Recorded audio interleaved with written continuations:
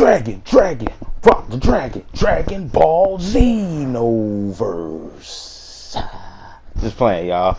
What's up, man? Ssj4, aka Shadow with Six Paths, and I'm bringing you the ultimate Super Saiyan 4 Xenoverse 2 build. I'm talking about top tier, one hit, knock 'em, get up out my face, holla at me tomorrow, Super Saiyan 4. Let's get it. Greetings.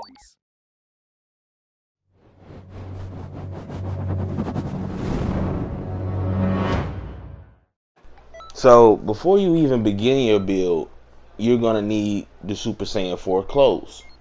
And there's actually multiple ways to get it. Now you new guys, y'all got it easy. You can actually just go into your bag, go to where it says lookup, location lookup, and go and see exactly where you need to go to get a certain item of clothing. And for the Super Saiyan 4 clothing, that'll be PQ 110. So you can go to PQ 110 and farm that and get all of the Goku version of the Super Saiyan 4 clothes. So that's the Super Saiyan 4 top, Super Saiyan 4 hands, Super Saiyan 4 bottom, Super Saiyan 4 feet, the Super Saiyan 4 wig and tail.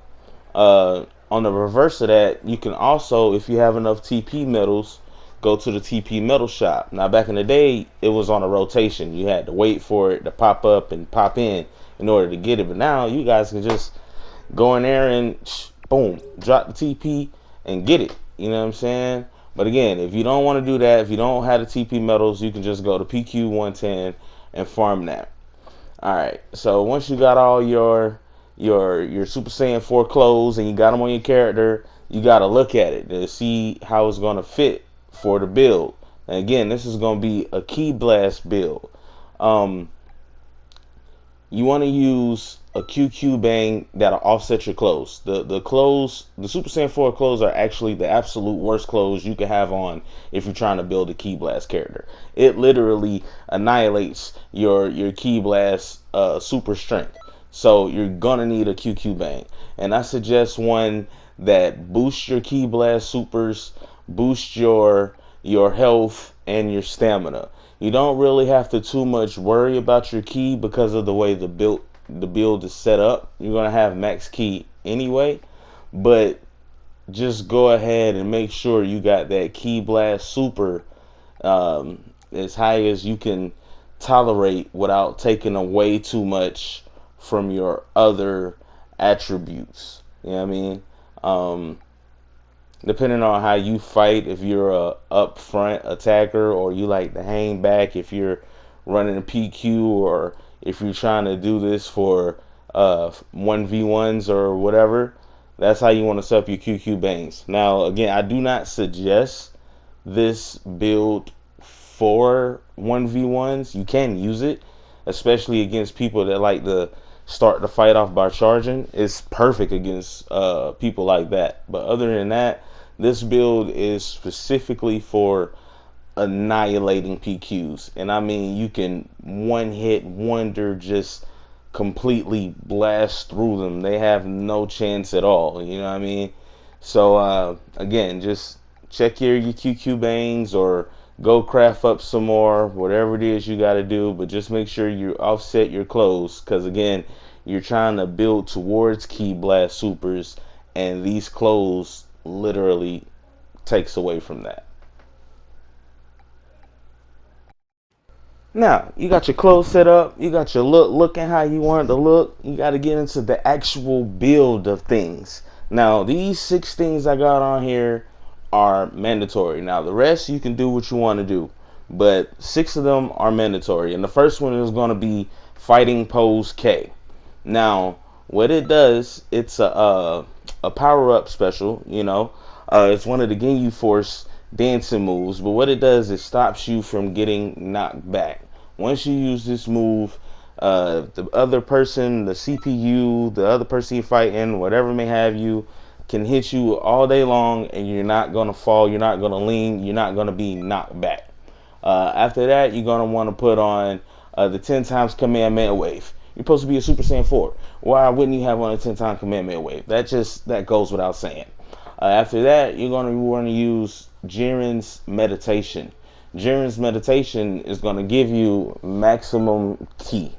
Okay, so that's why I said you didn't have to too much worry about your ki being down itself when you were putting on your QQ Bangs. You're also going to want to use Frieza's Emperor's Death Beam, because the more ki you have, the more shots you let off, the stronger it's going to be. As far as your Awoken skill, you want to use Super Vegeta, because it has the strongest ki blast. And also, when you transform, it doesn't alter your costume. It doesn't change the hair. Now, granted, other forms of Super Saiyan can charge their ki faster, you know, but that's not what you're going for. You want stronger ki. I'm telling you, after you make this build, you will literally be one hit KOing characters. One hit KOing. Okay? So use Super Vegeta. Again, the other ones may charge your ki faster, but you want to use one that's making stronger ki blast. Everything you're building is towards having stronger ki blast. That's why you're using a female Saiyan off top. Saiyans innately have stronger ki blast, but the females' ki blasts are even stronger than the males. So if you're building towards the strongest ki blast, the strongest, Super Saiyan 4 you could possibly do, female Saiyan, and you're going to use Super Vegeta. Okay? For your evasive, I like to use the Blast Meteor, Broly's move. The reason being, no matter what they're doing, if they're running up on you or if they're shooting a blast at you, you're going to blow everything back and you're going to be setting off keys at the same time. So if your ki blast is all the way up, and you're using Super Vegeta, so your ki blast strength is up, you understand what I'm saying? Even your evasive is doing major damage. On top of that, you want to check your Super Soul. Since you're using Frieza's Emperor Death Beam, you want to use the Death Beam Super Soul, which allows you to auto-recover your ki. But it also lets you auto-recover your ki while you're using the Emperor's Death Beam move. So as you're shooting off, you're still getting all your ki back. Alright, now that you got your build set up, you got everything looking how you want to look, you got your QQ Bang on, let's talk numbers. Let's talk them real numbers, them damage numbers, alright? And let's just say, for argument's sake, you're like, you know what, Shadow, your build is cool, but I don't really like that Awoken. I know you said that the Super Saiyan Vegeta doesn't change your outfit, but neither does future Trunks' transformation, the future Super Saiyan. So I'm going to use that. All right, cool beans. Let's see how it works out for you, okay? So if we're talking numbers off your base ki blast, having it all the way maxed out, you got your QQ Bang on, you know what I'm saying? And we're going to talk about your base stats versus your future Super Saiyan stats versus your Super Vegeta stats, alright? And on top of that, I'm going to use Jiren just because he's supposed to be so OP, and you know what I'm saying? He had Goku on the ropes, and oh my god, he killed Goku with his own spirit. Yeah. Whatever.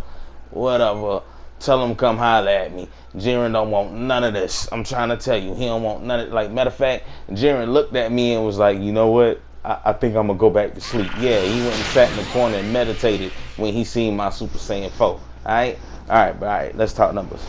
Alright, so at your base damage, your 10 times Kamehameha Wave is going to do, if you're just quick tapping it, not if you're holding it, is going to do 4,961 damage. Alright, so if you just quick tap your 10 times Kamehameha Wave, you're doing 4,961 damage as your base, no matter what Awoken skill you have on. But if you have on your future Trunks Super Saiyan Awoken skill, when you use your 10 times Kamehameha Wave, you're only doing 8,095 damage. Alright, so your base is 4,961 with 6 hits.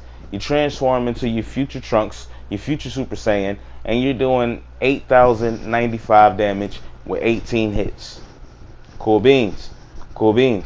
Your base damage on your Blast Meteor 781 damage with 8 hits. You use your future Super Saiyan, 820 damage, same amount of hits. Oh snap! Alright, that's some pretty dope numbers. Cool beans. Cool beans. So you use your Emperor's Death Beam. Alright? In your base form, your Emperor's Death Beam is going to do 833 damage. I said that wrong. I said that so wrong. Don't pay me no mind. I don't even want to hear about it. It's going to do 14,833 damage. Alright? Alright? And once you go into your Super Future Trunks, your Trunks Future Super Saiyan, however you say that, I'm feeling so tongue-tied right now.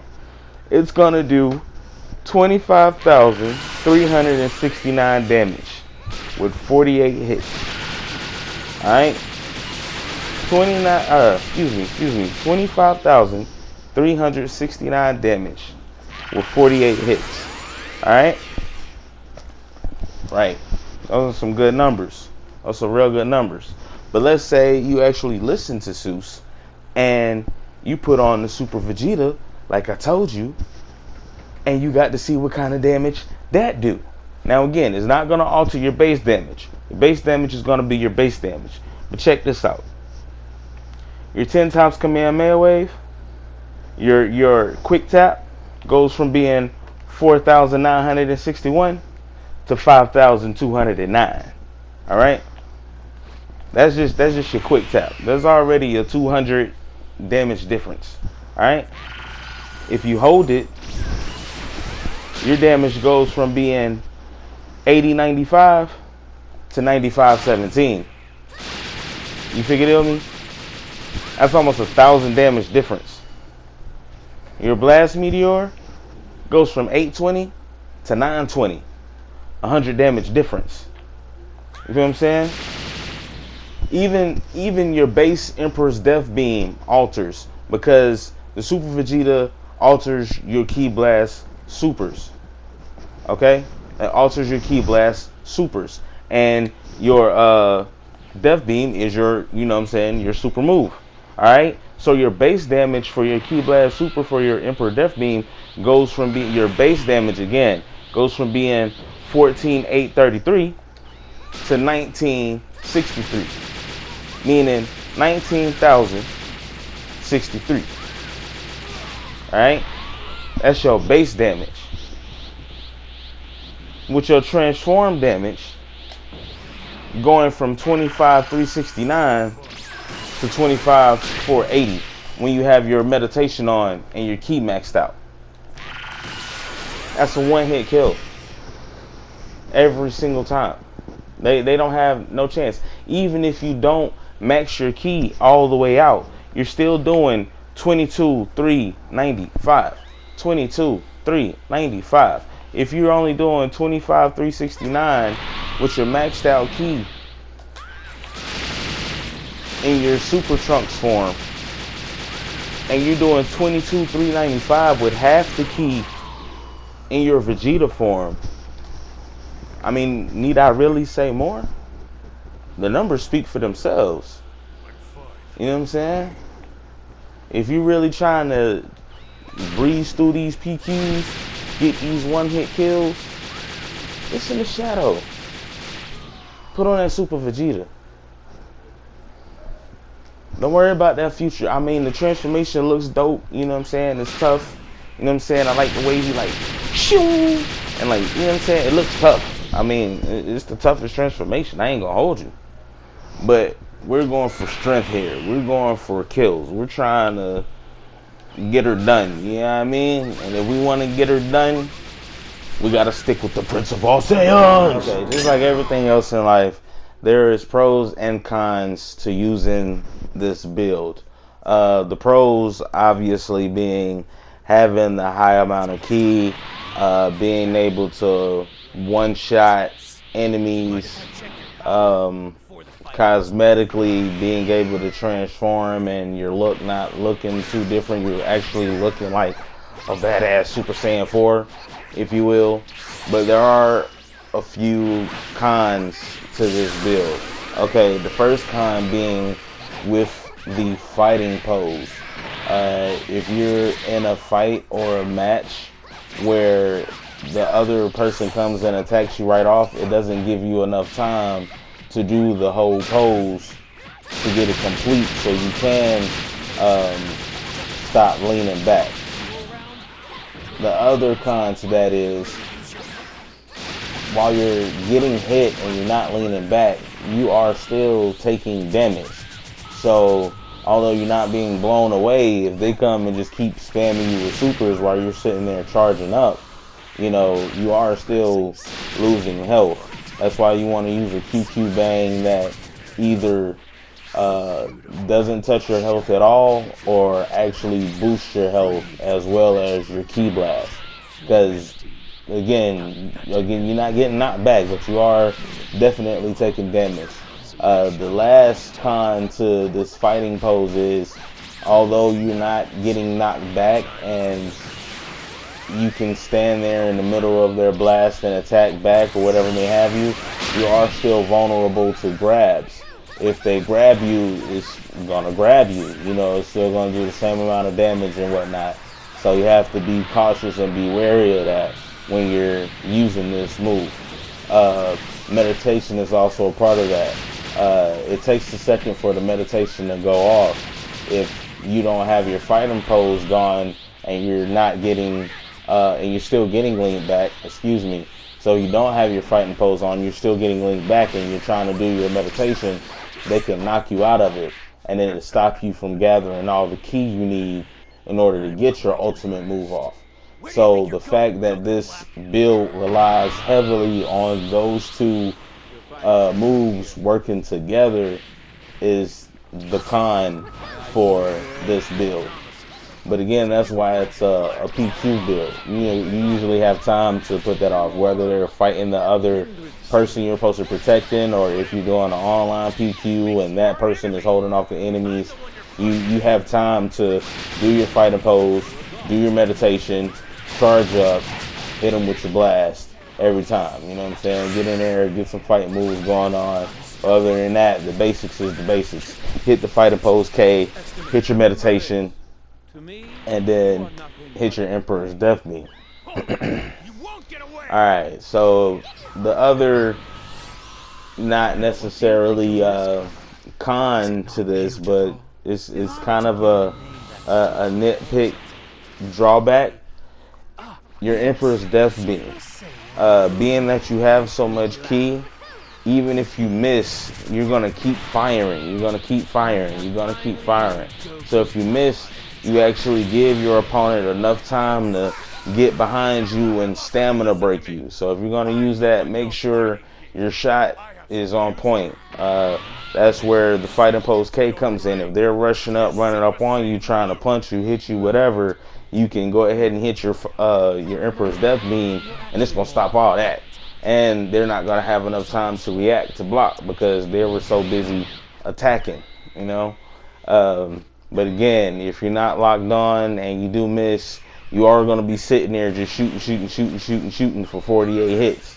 So they have more than enough time to get away, get around, get behind, get their super off, hit you with a special attack, do whatever it is they want to do to you.